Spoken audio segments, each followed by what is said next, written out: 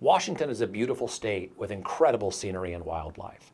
And a new executive order signed by President Trump hopes to empower the public and private landowners to be even better stewards of our natural resources.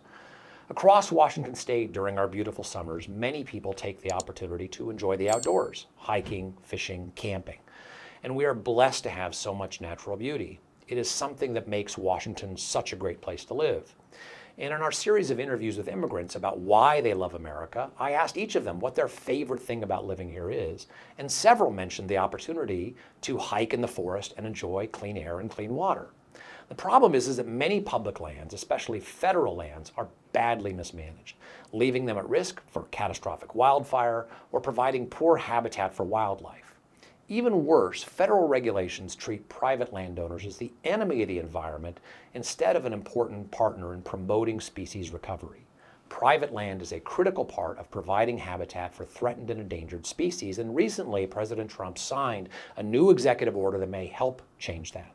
On July 3rd, the president signed an order creating a commission designed to find ways to reduce the mismanagement of federal lands and, even more importantly, promote private environmental stewardship. The executive order says the commission will look for ways to, quote, recover America's fish and wildlife populations through proactive, voluntary, on-the-ground, collaborative conservation efforts. This is an important change in how the federal government approaches stewardship of the environment, and is an important change for three reasons. First, many threatened species rely on private land for recovery. For example, we need to significantly increase the amount of milkweed on public and private lands in order to help increase the population of monarch butterflies. In his book, Nature's Best Hope, scientist Douglas Tallamy writes, if conservation is to happen, it must happen largely on private property, not just farms and ranches. It must include all types of private property. Rather than treating private landowners as partners, previous presidents have treated them as the enemy, using the Endangered Species Act as a weapon. And this created resentment and undermined critical habitat creation. Second, research shows that the most effective conservation projects are done by those working on the ground, close to the problem. Politicians and bureaucrats who attempt to impose a one-size-fits-all approach routinely fail to find the best solutions, and the price is paid by taxpayers, whose money is wasted, and wildlife, who don't receive the habitat that they need to live and recover. And finally, local stewards are more likely to care about success than virtue signaling.